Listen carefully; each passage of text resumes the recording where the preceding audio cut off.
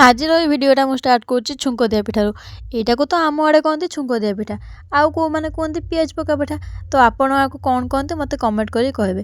ଆଉ ଆଜି ଯେମିତି ଶାମ୍ବ ଦଶମୀ, ଆମର ତ କହନ୍ତି ଶାମ୍ବ ଦଶମୀ, ଆଉ କିଏ କିଏ କହନ୍ତି ବଢ଼ା କୁଢ଼ା ଆଜି ହେବ। ବଢ଼ା କୁଢ଼ା ଅର୍ଥ ହେଉଛି ସୂର୍ଯ୍ୟଙ୍କ ପାଇଁକିନା ଏଠି ଆମର ପୂଜା ହୁଏ, ତ ସେଇଟାକୁ କୁହନ୍ତି। କିଏ କେତେ ପ୍ରକାର ନାଁ ଦେଇପାରନ୍ତି। ତ ଆମ ଯେହେତୁ ଏଇଟା ଆଜି ହେବନି, ତ ମୋ ମନ ଆଜି ବହୁତ ଦୁଃଖ। ସତରେ ୟାର, ପିଲାଦିନ ବହୁତ ଭଲ ଥିଲା। ଆଉ ଯେତେବେଳେ ମୁଁ ଗାଁରେ ଥିଲି ନା, ମୋର ଗାଁର ସବୁ ସମୟ ମୋର ମନେ ପଡ଼ିଯାଏ। ଠିକ୍ ଏ ପୂଜା ପର୍ବ ସମୟରେ, ଯେଉଁଟାକି ମୁଁ କାହା ଆଗରେ ବି କହିପାରେ ନା। କଥାରେ ନାହିଁ, ପିଲାଦିନ ଆଉ ନିଜ ଗାଁକୁ ଛାଡ଼ିଲା ପରେ ଜୀବନରେ ଆଉ କେଉଁ ଜାଗାରେ ବି ସୁଖ ଶାନ୍ତି ପାଇପାରିବ ନାହିଁ। ସେଇଟା କେବଳ ନିଜ ଗାଁକୁ ଆଉ ନିଜ ଜନ୍ମମାଟିକି ଛାଡ଼ିକି ଆସି ପଦାରେ ରହୁଥିବ ନା, ସିଏ ଜାଣିଥିବ ତାର କଷ୍ଟଟା କ'ଣ। ଭଗବାନ କରନ୍ତୁ ଏମିତିଆ କଷ୍ଟ କାହାକୁ ବି ନ ମିଳୁ। କାଲି ସକାଳକୁ କିଏ ଦେଖିଛି? ଯଦି ଭଗବାନ ଆମ ସହିତ ଏଇ କାମ କରୁଛନ୍ତି, କାଲି ତୁମ ସହିତ ବି ସେଇଟା ନ ହେବ ବୋଲି କେହି ବି କହିପାରିବେନି। ସେଇ ତ ଭଗବାନ ନା, ଯିଏ ଆମକୁ ଆଣିକି ଏମିତି ଜାଗାରେ ପକାଇ ପାରୁଛନ୍ତି, ସେ ତୁମକୁ ବି ନେଇକି କେଉଁ ଖାଲିରେ ପକାଇ ପାରିବେ। ବାସ୍ ଖାଲି ସମୟକୁ ଅପେକ୍ଷା କର ଆଉ ଧୈର୍ଯ୍ୟ ଧରିକି ରୁହ। ତ ବୋଉ ମୋତେ ଏଠି ବୁଝୁଛନ୍ତି, କିଛି ମନେ ପକାଇବା ଦରକାର ନାହିଁ।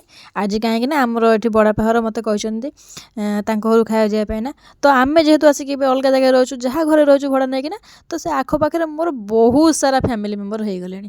5ଟା ଘର, ମାନେ ମୁଁ ବୁଲି ବୁଲିକା ଖାଇବି। ଆଉ ଏଇଠି ହେଲା ଷ୍ଟାର୍ଟିଂ। ଦେଖିପାରୁଥିବେ ଏଠି 3 ଜଣଙ୍କ ଘରର ବଢ଼ା ହେଇଛି ହେଲା। ତ ଏ ପତ୍ରରେ ଏତେ ସାରା ଆଇଟମ୍ ଦେଖିକି ମୁଁ କ'ଣ ଖାଇବି ଡିସାଇଡ଼୍ କରିପାରୁନଥିଲି। ତ ମୋ ଯେହେତୁ ମିଠା ପସନ୍ଦ, ଆଗେ ଗୋଲାପଜାମୁରୁ ଖାଇଲି, ତାପରେ ଗୋଟେ ଛୋଟ ଜିନିଷଟା ପାଇଲି। ଆରେ ଆର ନାଁ କ'ଣ ମୁଁ ଜାଣିନି, ପୁରା ଏକ୍ଜାକ୍ଟ ଫୁଲୁରି ଟାଇପ୍ର, କିନ୍ତୁ ମସ୍ତ ଲାଗିଲା। ଆଉ ମୋ ସାଙ୍ଗେ ସବୁ ମୋ ଭାଇ ଭଉଣୀମାନେ ବସିକିନା ଖାଉଥିଲେ। ଆମେ ଖାଇବା ପୁରା ବଢ଼ିଆ ସେ ଏନ୍ଜୟ କଲୁ। ତାପରେ ନେକ୍ସଟ ଘରକୁ ବି ଯାଇଥିଲି, ଯେଉଁଟାକି ମୁଁ ଭିଡ଼ିଓରେ ଆଣିପାରିନି।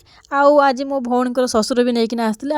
ଆଉ ମୋ ବଡ଼ ଭଉଣୀ ତ ମୋ ମନ ପସନ୍ଦିଆ ଖାଇବା ସବୁ ପଠାଇଛି। ଆଉ କ'ଣ ଆଉ କହିବି, କ୍ଷୀରି, ତରକାରୀ, ପିଠା, ବରା, ତା ସହିତ ମିଠା, ସେକା, କାକରା, ବିଭିନ୍ନ ପ୍ରକାର ଖାଇବା। ବାଃ, ଆମ ଘରେ ନ ହେଇକି ବି ଏତେ ସାରା ଖାଇବା।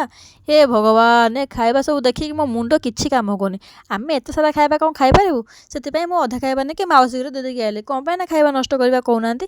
ମୋ ମାଉସୀ ଘରେ ବହୁତ ସାରା ଲୋକ, ସେମାନେ ଆରାମସେ ଖାଇପାରିବେ। ମାଉସୀ ଘରକୁ ଦେଇକି ଆସିଲା ପରେ ଏଇଠି ଆମେ ବୋଉଙ୍କର ମୋର ବାପାଙ୍କର ଖାଇବା ପାଇଁ ବସି ପଡ଼ିଥିଲୁ। ଆଉ ଖାଇବା ସବୁ ବହୁତ ବଢ଼ିଆ ବଢ଼ିଆ ଥିଲା। ଆଉ ମୋ ଖାଇବା ତ ପୁରା ବରାରୁ ଷ୍ଟାର୍ଟ କରିଥିଲି। ଆଉ ଏଇ ବରାଟା ମୋତେ ବହୁତ ପସନ୍ଦ। ମୋ ଭଉଣୀ ମନ ଜାଣିକିନା ମେଞ୍ଚେ ସାରା ଦେଇଥିଲା। ମୁଁ କେତେ ଖାଇବି, ଖାଇ ଖାଇକା ପୁରା ବେଦମ ହେଇଗଲି। ଆଉ ମୋ ପାଟି ପୁରା ଆଜି ପୁରା ମେସିନ୍ ଭଳିଆ ବୁଲୁଥାଏ। ଏତେ ଟେଷ୍ଟି ଖାଇବା ଦେଖିଲେ କହୁନାହାନ୍ତି କି ଆସ୍ତେ ଆସ୍ତେ ଖାଇପାରିବ କି? ସ୍ପିଡ଼ ତ ପୁରା ଅଟୋମେଟିକ୍ ବଢ଼ିଯିବ। ଆଉ ମା' ପରେ ଯଦି କେହି ମନ ବୁଝିପାରିବ ନା, ସିଏ ହେଉଛି ବଡ଼ ଭଉଣୀ। ତା ଛଡ଼ା ଆଉ କେହି ବି ନୁହଁ।